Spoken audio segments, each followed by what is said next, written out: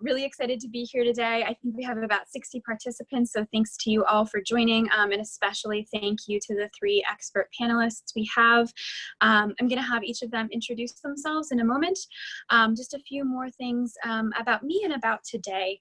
My background is as an urban planner, and I now work on a lot of economic development projects, including a study in Long Island City for an outer borough jobs hub and commercial development. So I think both personally and professionally really interested to hear what comes out of today's conversation. With that, and as Sheena sort of hinted to, I think the majority of people on this call have probably already attended a myriad of webinars up to this point about what's going on right now and the short-term impacts of COVID. We will start there today to set the baseline, but our intention is really something different, which is, what are the long-term impacts of COVID on the New York City real estate market? And what are some practical policy and economic solutions that we can start to think on now? So I'll hand it over to the panelists. My Canadian sense of order says let's go in alphabetical order. So we'll start with Eli. If you could each introduce yourselves for a minute or two. Great, thank you so much. And my Canadian senses are also tingling right now. Oh, great. A fellow Canuck on the call. But my name is Eli Dvorkin. I'm the editorial and policy director at the Center for an Urban Future. As many of you may know, we're a nonprofit think tank research organization focused on expanding economic opportunity in New York. We published a number of studies just in the last couple of years looking at big trends in the city's economy, where the jobs are going. And I think this conversation really speaks to a lot of those broader trends as well as some of the impacts we're seeing in the short term. So pleasure to be with you all and looking forward to the conversation. Great, can we go to Frank? Hi, Frank Wallach, Senior Managing Director of the New York Research Group at Colliers International. So many of you on the call I've spoken to on and off over the last decade or so. I've been in the industry for 11 years. It's my job to track on a daily, monthly, and quarterly basis the 526 million square foot Manhattan office market and 50 million plus square foot Brooklyn market, really breaking down the narrative every which way you can as to the major trends driving the Manhattan office market. And certainly the last 90 days have been quite interesting. Thanks, Frank. And then over to Jessica. Yeah, I bet they've been interesting, Frank, for all of us in so many ways. So I'm Jessica Lappin. I'm president of the Alliance for Downtown New York, which is the business improvement district in Lower Manhattan. It covers everything south of City Hall, essentially river to river. We do both supplemental sanitation and public safety services. We run a free bus service around the perimeter, and we do homeless outreach as well with BRC. But I think, we often interact with some of you through our economic development and research team, where we track trends and put out both quarterly reports and what we call sort of trend reports every now and again. And then we have a marketing and communications team as well that has certainly been working really hard communicating with our stakeholders these last few months that do what they can to promote the neighborhood. So that's us in a nutshell. Great, thank you all. So we'll start with just a few minutes of discussion on the short term, so everybody's sort of starting from the same page. Frank, I'd love to begin with you to level set a little bit. What is the current state of the New York City real estate market? Great question. So setting us up as to where we were when we entered this, we ended 2019 in the Manhattan office market with about 43 million square feet of leasing activity, which was the highest single year of leasing volume we had seen in nearly 2 decades. And that averages out to somewhere between 3.5 to 4 million square feet of leasing volume per month that we saw in 2019. We began the year January, a solid 3.5 million square feet. February, leasing volume dropped off to a little over 2 million square feet. And March, remember, March 1st was the first confirmed case of COVID-19 that we had in New York. Leasing volume for that month was only about 1 million square feet. April wasn't much better. May, we're up to about 1.4 million square feet, which is certainly a significant improvement. But if you were to multiply that out by 12 months, you would still see 2020 at a significant decrease in volume. And that's really where we've seen the only notable or measurable impact of COVID-19 so far in the stats. In terms of overall supply, Manhattan availability is still very close to market equilibrium. We usually count that as about 10% where the availability rate is, where all else being equal, you're neither in a landlord favored market or a tenant favored market. Through May 31st, we're still there. Manhattan is not at all a homogeneous market. Midtown is hovering around 11.5% because of tenant relocations before all this started in moves to Hudson Yards, Manhattan West, and Lower Manhattan. Downtown is sort of on the opposite end. It's flirting with the lowest availability, tightest availability rate it's had in nearly a decade. And Midtown South is still solid off of the nearly 2 decades of growth from the tech and media sector. We are watching very carefully the amount of sublet supply that might come back to the market.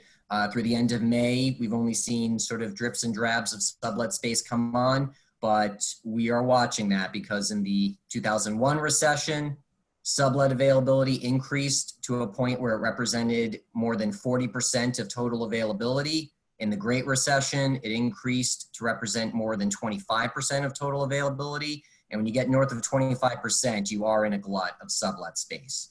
So far, it's remained relatively stable, but as the city begins to open up in phase 2 and eventually phase 3, hopefully in the coming weeks, we're gonna be very mindful of any amount of sublet space that enters and changes that number. So we'll have a much better idea when we calculate the official second quarter numbers at the end of the month. And asking rents, spoken to landlords for over 200 office buildings so far since April 1st. Nearly all of the direct spaces have held firm on asking rents, but sublet space, there's always some movement, and certainly we've seen cases of landlords stretching to make deals happen in terms of concessions, termination rights, shorter terms. So there are other ways we're seeing some deals close, but asking rents as a measure are still relatively stable. Thanks, Frank. Jessica, do you see some of those trends ringing true in Lower Manhattan? What's sort of similar and different that's playing out downtown? Yeah, first of all, I think that's really interesting, both in terms of those statistics on subleasing space and on asking rents. I think I would say a little bit, things have been somewhat frozen. So it's a little bit hard for us to really tell or fully understand quite yet what the impacts have been or will be. I mean, obviously leasing has slowed to a standstill, and we expect the second quarter to be pretty dismal, sort of goes without saying. But, I think we're in that phase where the tenants that we're talking to are really thinking carefully about their space needs, starting to make maybe tough decisions about when to bring staff back, who, and how. Clearly, these discussions, having fewer people, alternating days and times, sort of what that means for space they've already leased. Not as if they would just give up the space if they still have the same number of employees, or also, this is going to end at some point. And then, when things get a little bit more back to normal, we'll kind of need to return to higher levels of occupancy. But I think what we try to think about is in terms of the longer term, we have been very successful over the last few years. And Frank mentioned that, we've had in terms of relocations and people choosing to stay in the neighborhood. And those sort of basic fundamentals haven't changed for us. I think one of the things we'll be talking about more is just how green the neighborhood is. That we have 84 acres, nearly 6 football fields of open green space, which people who are there know, but I think will make us more desirable in the current construct. And of course, we often talk about our subway access, but the ferry access to Lower Manhattan, the bike access to Lower Manhattan is excellent. So, we're glad that the MTA is working and disinfecting and doing what they can, but it's easy to get downtown from Brooklyn, from Jersey, from other places pretty easily without having to take the subway. Great, thank you. Eli, just building on what Jessica and Frank have said, I don't know if you want to comment on the Manhattan market, but I also know that you do a lot of work thinking about industry and job trends in the outer boroughs. Is there anything else you think we should know about what's been going on as of recent? Yeah, well, thanks for the question. I think, a couple things that come to mind. First of all, just the context for this particular crisis. New York had experienced the most incredible sustained period of economic growth in 3 generations. we added almost 1 million jobs just since the Great Recession, a stunning figure. And suddenly now, as of April, we're back to where we were in 2005, so that is a really sobering, statistic. But of course, at the same time, this is different in kind than other recessions. We've really hit the pause button on the economy in a way that's different than, the tech bubble bursting or, the sort of fundamentals of the economy shifting in the Great Recession. And in this case, many of those jobs will come back. So it's sort of simultaneously an absolutely shocking, decline in jobs without precedent, and also something that doesn't necessarily, bode as poorly as previous recessions might have. So that's just a little bit of the context I think is important. So I think the question then becomes, well, what's changing? In general, we've actually seen that despite growth in the boroughs, and in particular in Brooklyn, that Manhattan has still captured the vast majority of the office jobs in New York. We did a study at CUF just a few weeks ago that really, I think, found that in many ways, with fewer office jobs, the boroughs outside of Manhattan have just been much more vulnerable to this crisis. As of last year, Manhattan was home to almost 83% of all the jobs in the city's major office sectors, like information, finance, real estate, professional services. Brooklyn came in second, but with only 7.4%, and Queens in third with 6.6%. So, Manhattan had still captured so much more of that growth. And in particular, Manhattan accounted for about 81% of the growth in office jobs over the past decade across the whole city. So, the trends were pretty clear. There was still all that growth concentrated in Manhattan. I think the question then is this time a little bit different? And I think it argues that maybe it is a little different, at least in the short term. One thing that we've been hearing a lot is that, more folks may be, I think, simultaneously seeing the potential for working from home, that companies have realized that, hey, this maybe is working out a little bit better than we thought. But at the same time, I think I and probably many folks on this call feel like on some level, we want to get back to the office. We want the camaraderie, the productivity, the opportunities to really build relationships with the team in person. I think a lot of organizations, companies, and individuals are feeling a sort of similar thought right now. And my sense is that what's going to change is both that, yes, absolutely, more companies are going to see working from home as a valid option, and it's in fact going to become, I think, more of a perk, that's kind of part of the whole package of what makes people attracted to a particular company. But I don't think that suddenly means that nobody's going to want their offices again. I think people are going to be itching to get back. The difference, I think, in part may be that more people want to say, hey, a perk for my employees is that you can walk to work. I think for downtown, that was a real strength. It's become this 24/7 neighborhood. For other industries, I think in particular tech and the creative economy, and both have grown tremendously in this past 10-year period. Tech has conservatively added, over 90,000 jobs. The creative economy, over 65,000 jobs. And many, although not the majority, have been in Brooklyn and Queens to a lesser extent. So, there's going to be more, I think, of a shift there where more companies see, hey, we can actually reach a population that's, our kind of target talent market that's in walking distance to an office in Brooklyn. That may, incentivize some to kind of consider that option. I think maybe even more so than just a wholesale relocation, would be, a satellite office. We've seen that, Adidas has a space in Industry City. We've seen that United Technologies, based in Connecticut, has a satellite office in Dumbo. Right now they're just a fraction of the total jobs of those kinds of companies in those spaces. And, 6 months ago or a year ago, the thinking wasn't, hey, we want to just be closer to the workforce because of a pandemic. It was, we think, hey, there's something attractive about being in a place where so many of the creative and tech workers are already kind of gravitating toward. But I think now you're going to maybe see, hey, maybe there's a valid reason to have a satellite office that gets people a little bit closer to where they live.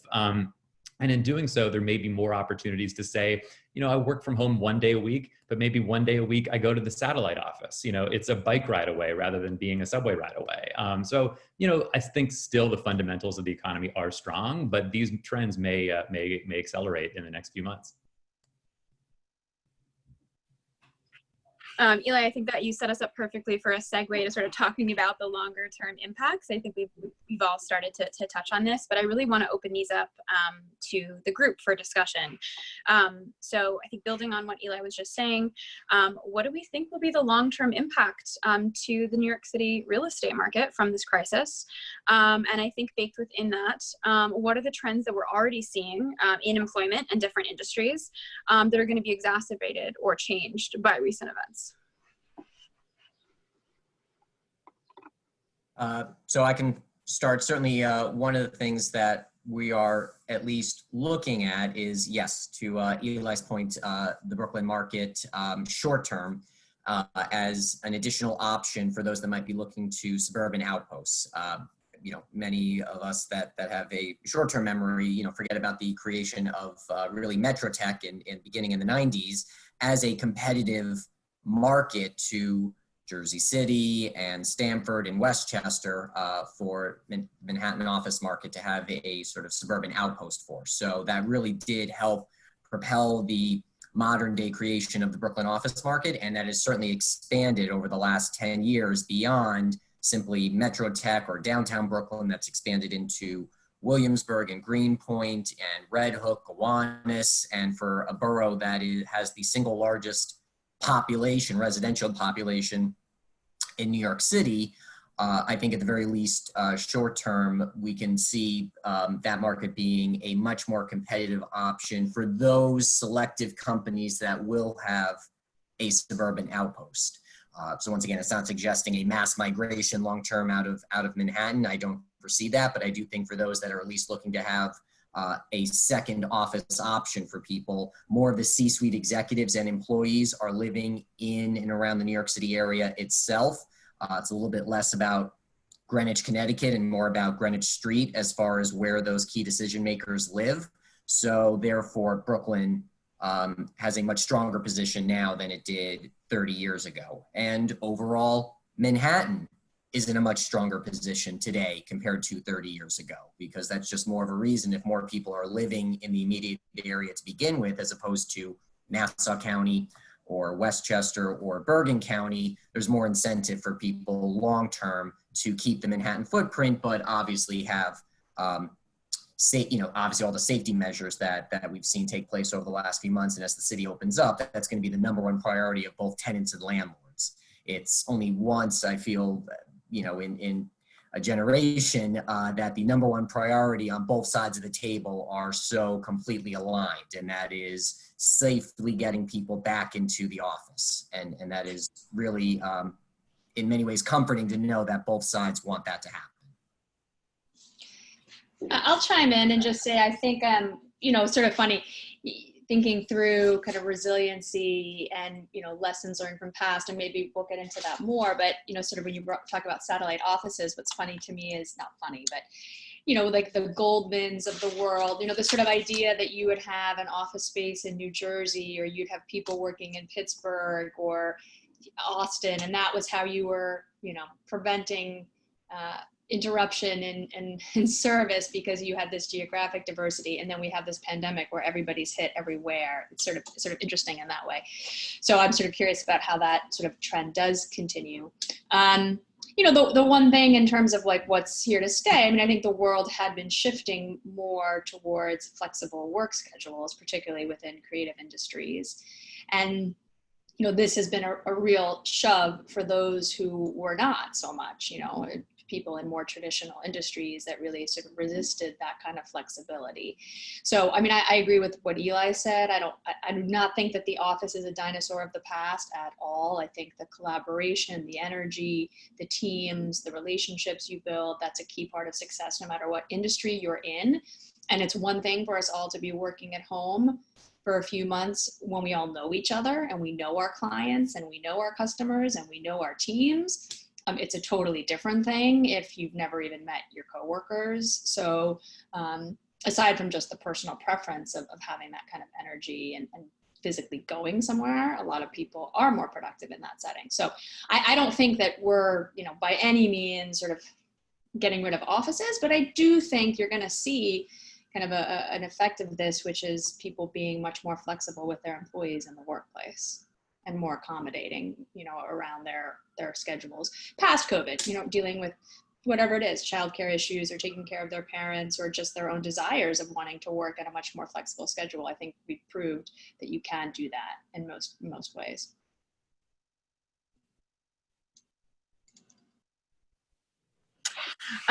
Jessica, I do want to actually pick up on something you mentioned that we haven't really gone into yet, which is lessons from the past and past crises.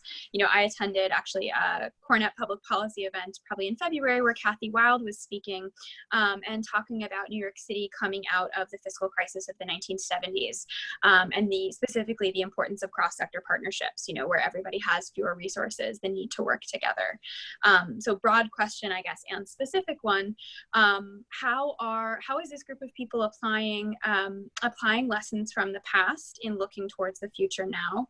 And specifically, are you seeing any kind of new cross-sector relationships really coming together to boost the market?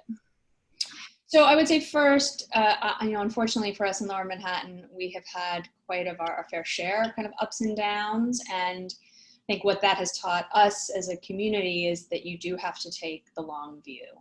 And, you know, you remember after 9/11, people were scared to come downtown at all, forget to work or to live. And, you know, I was working at City Hall at the time, just, you know, a few blocks from the World Trade Center, and a lot of very smart people questioned the wisdom of rebuilding at all. But obviously we did, and we reimagined, and it is now this vibrant mixed-use neighborhood, and prove that, you know, you could, not only did we build back, but we've built back better. And we have attracted a much more varied tenant base. So in terms of, you know, setting aside our infrastructure improvements, you know, I think to your point about cross collaboration, you know, we're not a one industry neighborhood, and it has been really nice to see, you know, people in hospitality and law firms and finance and, you know, whatever, sort of having these discussions. And I think a realization that we all do have to work together and rise the boats together, because people don't want to come back to work if there's nowhere to eat. You can't keep the deli open if there's nobody coming in to get lunch. You know, this sort of very circular conversation of how do we all kind of work together with this understanding. I think, unfortunately, I mean, it did take us 2 decades to really build back after 9/11. I hope this doesn't take that long. I don't think it will take 20 years, but I think we do have a little bit of patience and understanding that sometimes you have to take the longer view and be prepared for what could be a long and slow and somewhat unsteady recovery. That's different from Sandy. I will say, you know, I think the biggest lesson we learned after Sandy was that for the retailers anyway, while loans are very helpful, what they really needed were grants. So that informed some of our work. In fact, we had an $800,000 grant program that the Alliance put out, in part with the great support from both Brookfield Properties and from Howard Hughes, and some of our own money to try and give people $10,000 grants to pay their rent. Very specifically, it was sort of, you know, if that's the biggest challenge right now, you know, pay that April or May rent, and we'll help you do that, just to keep those doors open for those essential businesses. So those are a couple of quick thoughts related to those two anyway.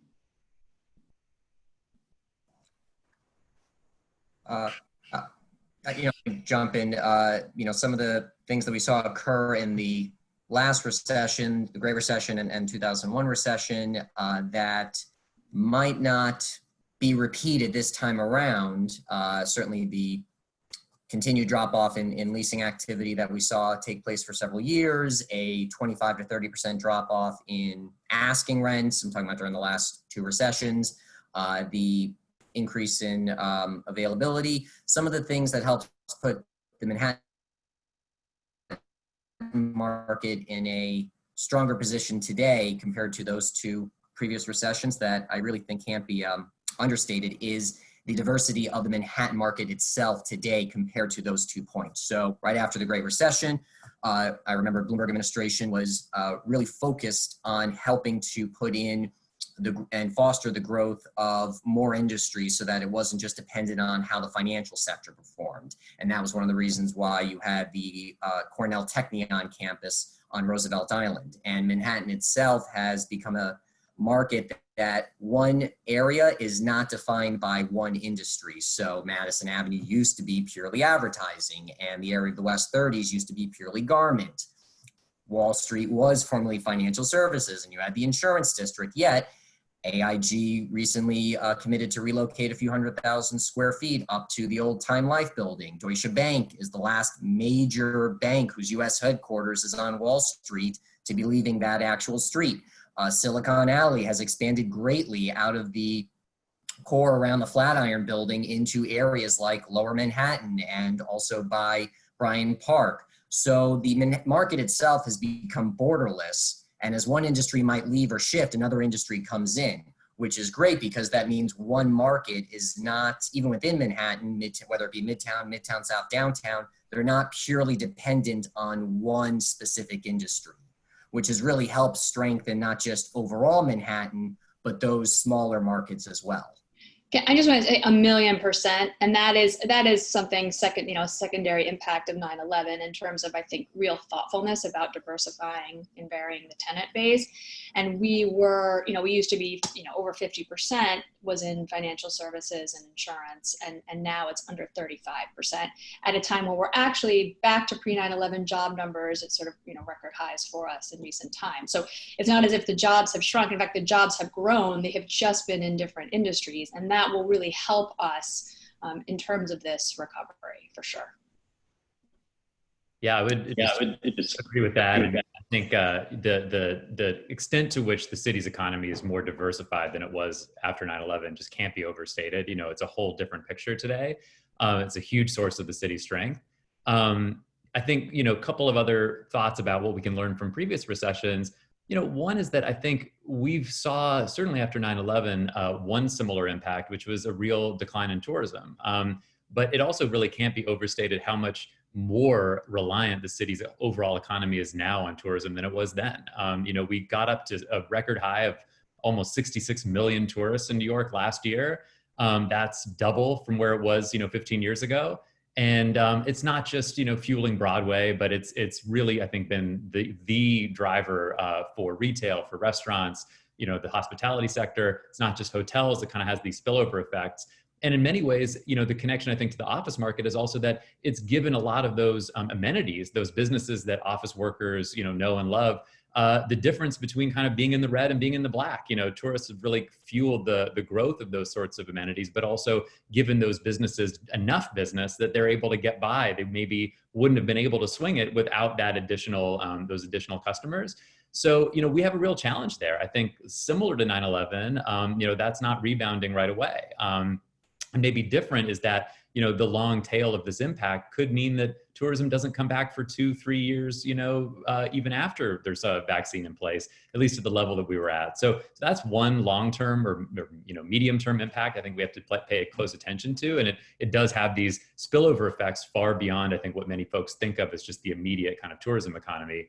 The other thought there is, we've seen, looking at previous recessions, that we didn't really see the loss of jobs that we're experiencing right now.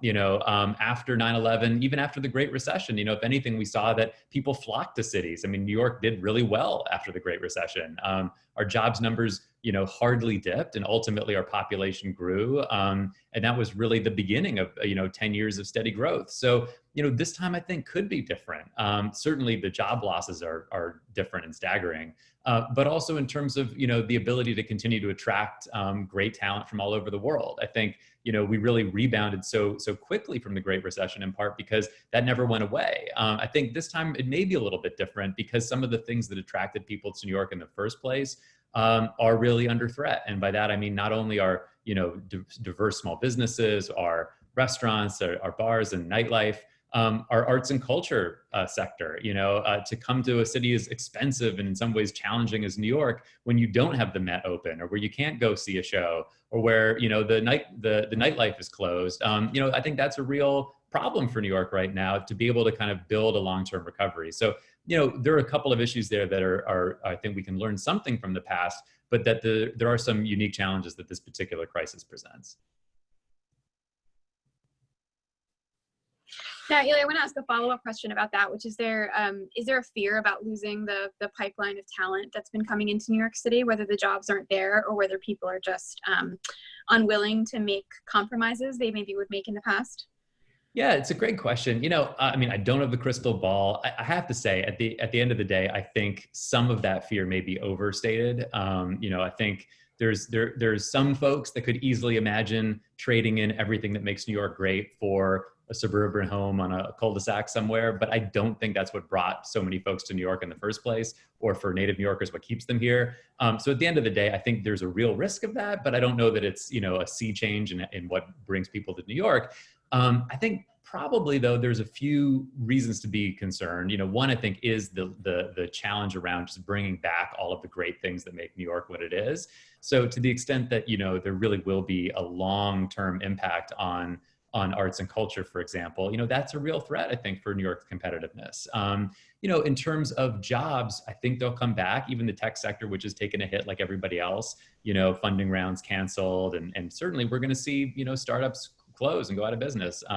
But I think long-term, it's still strong. In fact, I would imagine that there's a really good possibility that tech helps to kind of lead the recovery here, and that we'll continue to attract people. But there is that risk of that getting that balance right. We were already dealing with challenges around having sufficient affordable housing for, our kind of middle-class workforce, and to the extent that then spurs more folks to consider, hey, if I can work from home, make a similar to New York kind of salary, and be in a place where I can have space for my family, there are millennials that are considering that right now in a real way, if a house is the same price as a, 2-bedroom apartment. So, I think continuing to kind of focus on the affordability on the housing side is going to be part of that equation. Really, I think understated it so far has been the need to really focus on bringing back arts and culture and making sure that small businesses are protected, because that is what makes, what draws people to New York in the first place. And maybe one other thought there is, to the extent that there's a real challenge here, I think it's more around retail than it is around the office market. The sea changes that were already taking place, that is absolutely, I think, going to accelerate. People have really, if they didn't already know it, they've really discovered as part of this pandemic that, e-commerce has this greater appeal than ever. And, we saw at Cuff just in the last couple of years, we published our annual State of the Chains report last winter, and it found that the number of chain stores in New York declined for the second straight year in a row. It was the second straight decline, but it was 2019 was the first time that 2018 was the first time that we registered a decline since the study began, 12 years ago. So, I think there's going to be a bigger long-term impact there. And where that relates to talent, attraction and kind of the overall dynamics of New York's economy, I think in part it's that, hey, maybe there's even an opportunity there.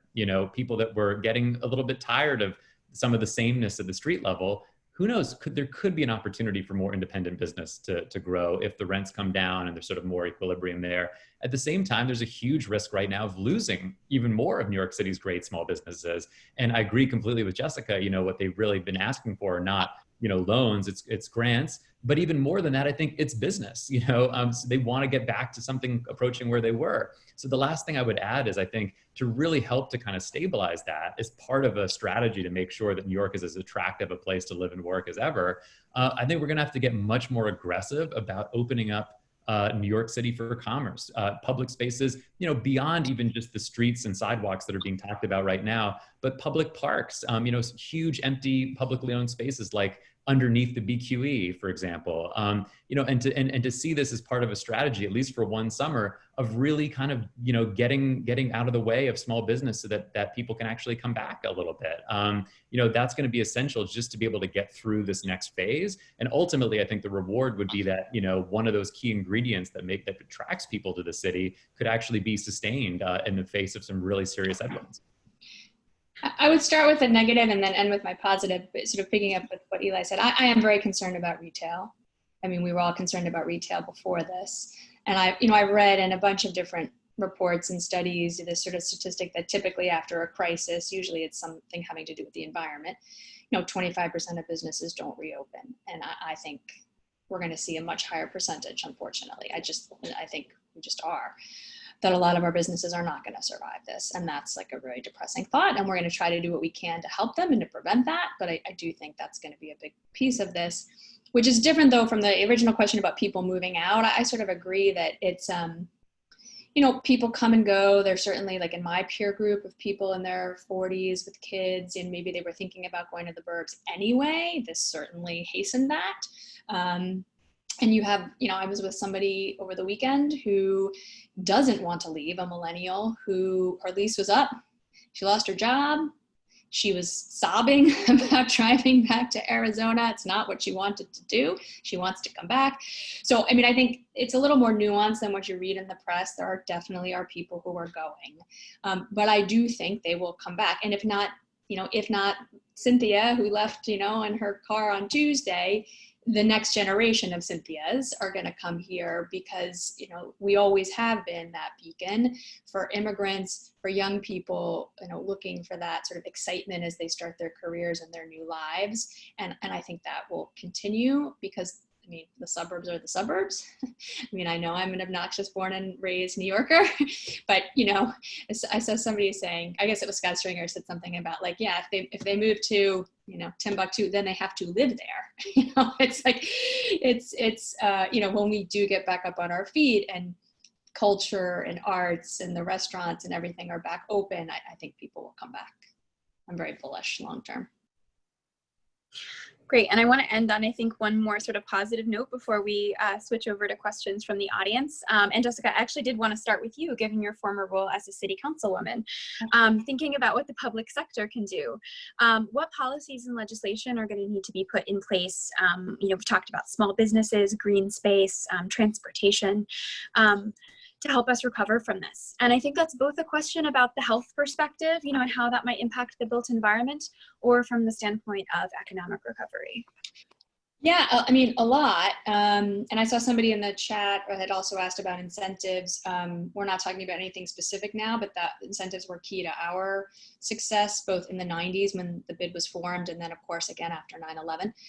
And luckily we got those renewed in Albany right before this got really bad. But I would say, there is, I think people have been very pleased with the leadership at the state level and the governor and what he's done. I think we need more leadership on the city level, to be perfectly honest. Our restaurants and our staff at the Alliance are really frustrated that there isn't a plan out there yet about allowing them to have dining outside, just scolding them about them trying to survive and do it. The open streets conversation dragged on for weeks and still has been sort of slow to ramp up. And those are just two things. You listed off a whole raft of like legitimate issues that, I feel like governments at the local level should be working kind of in overdrive. And I understand the stress they're under. I understand that conditions are changing constantly. I get it. I really do.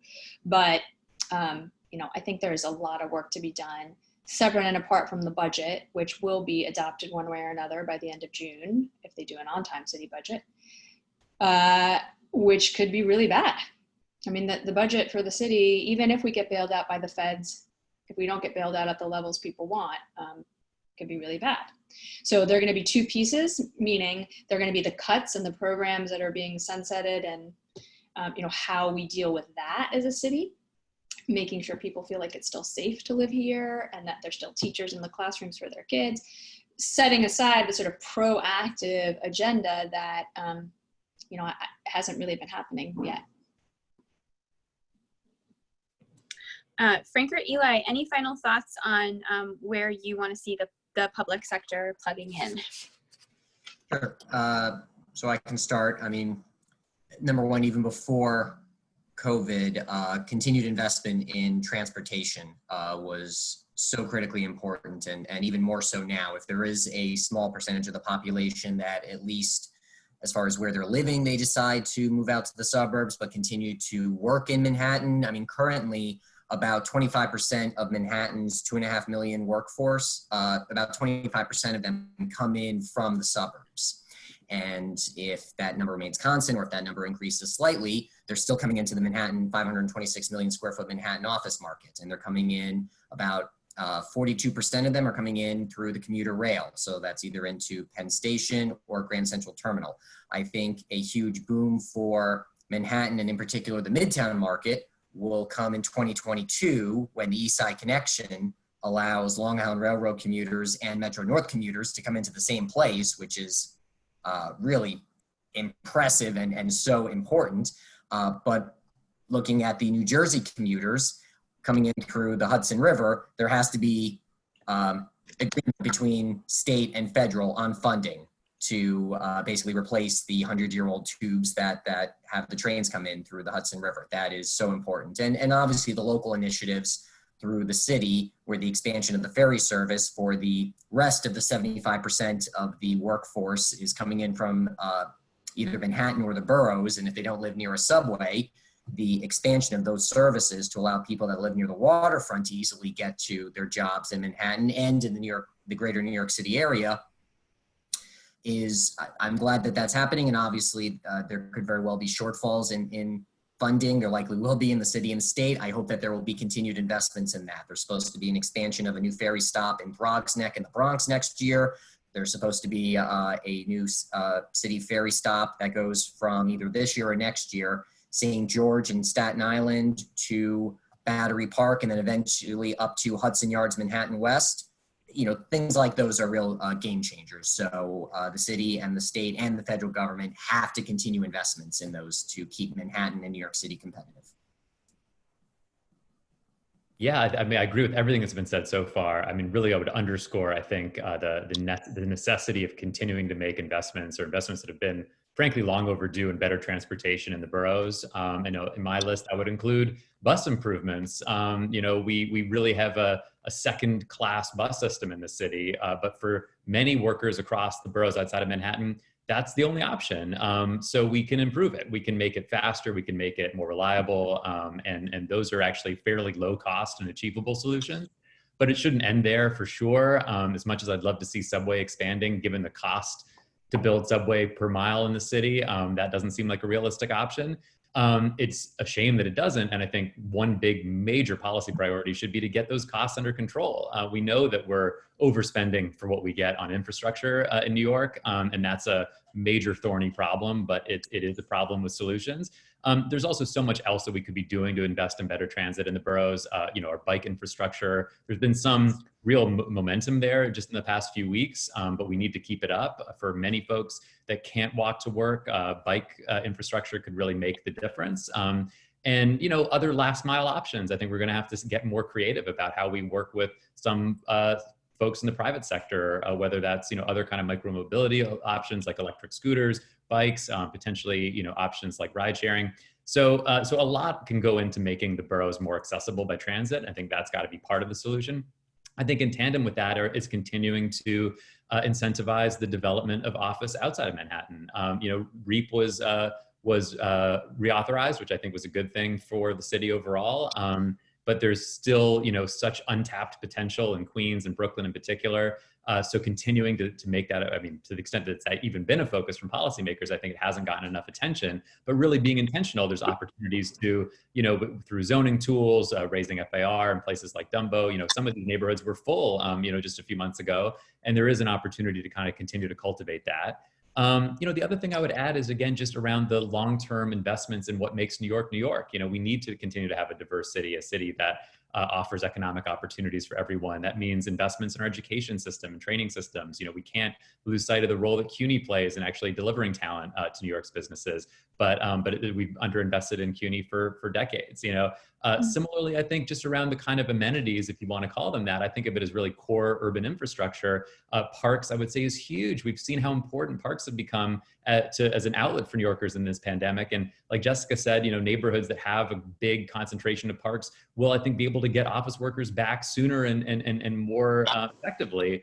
But the park system also faced something like $660 million in unmet capital needs as of this year. And I really fear that the Parks Department's one budget that's going to get slashed heavily this go round, but that would be short-sighted. You know, we actually have an aging park system like all of our aging infrastructure. And I would say in general, rebuilding the infrastructure that we've already got could potentially be one real opportunity out of all of this. You know, we've obviously been waiting now many years for a federal infrastructure bill that never materialized. Maybe this crisis could push that to actually happen. And if it does, I think New York would really benefit from investing in fixing what we've already got. We've such a laundry list, easily $60 billion in just unmet kind of state of good repair needs across the city that could put people back to work, but also make sure that, you know, some of the core fundamental pieces of our urban infrastructure that make people want to live and work here are actually rebuilt at a time when we're going to need to continue to attract the best and brightest to New York. Thank you all. And I think, Eli, you just raised something about incentives, and I want to switch over to audience questions. I see some in the chat. I'm going to call people out and ask you to unmute yourselves. And if you feel comfortable, show your video and ask your questions. So I'll start with Ed, who asked a question about incentives, because I'd love to build on what Eli was just talking about in regard to REAP. That's what I was touching on before. I mean, we got them renewed in Albany, LM REAP, CRT, CRP for us downtown, which was, you know, I think was important to us before this. Certainly will be even more so. I've seen Bill Rudin, who's been on our board since our founding, who was involved in the early, as I said, sort of 90s incentives discussions and post 9/11 incentives discussions, now as chair of REBNY, sort of talk about this again, but I haven't been part of conversations about any specific new incentive proposals personally.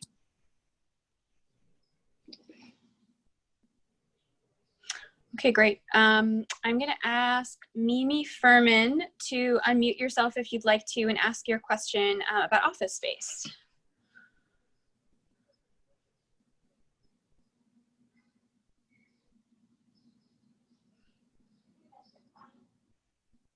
Mimi, are you still there?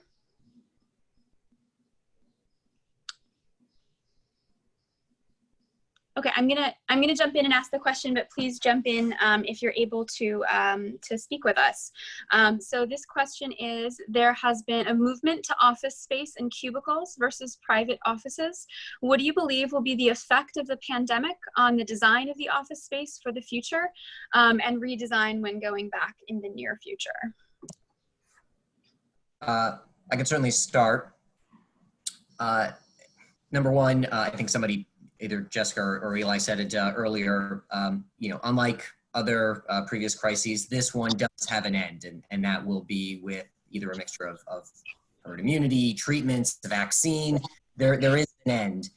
And I think there's a good number of tenants that are holding off on long-term decisions on how their office will look until they see exactly how this plays out. I do think that short term, there will be staggered starts to the day. There will certainly be everyone mandated to stay 6 feet away from each other.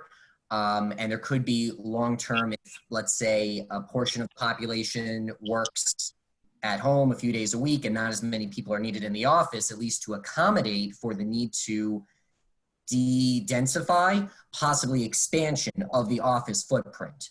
So that could very well make up for any companies that decrease the number of people that work in the office. Beyond that, I do see a number of companies that are holding off on some of their decision making to wait long term to see how this plays out, especially with the possibility that there could be a vaccine for this by the end of the year or the beginning of 2021. But more so before you get into the office, I think that's where you're going to see more of the changes, which is apps where the employees can sort of check in and self-diagnose before they come in, technologies on the landlord side that maybe alert the rest of the building to if there's an outbreak or if somebody has a fever. And similar that where you saw technologies adapted and used after 9/11.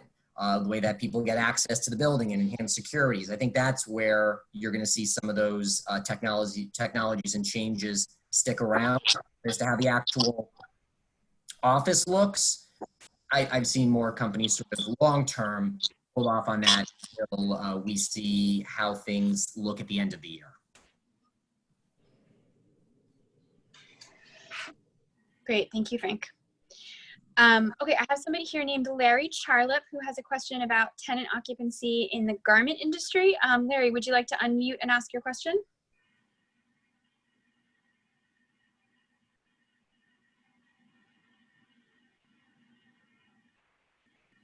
I think he's still on mute.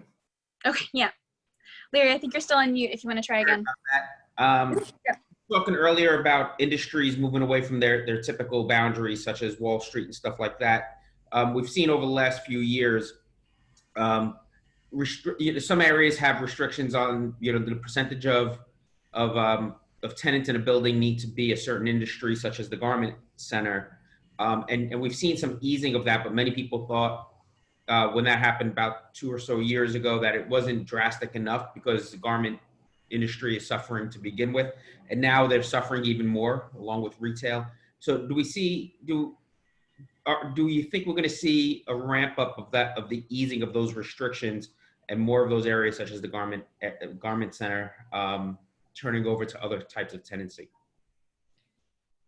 I don't know, but I would just say I hope in that, I mean, you mentioned garment, not all the hotels are going to survive this either.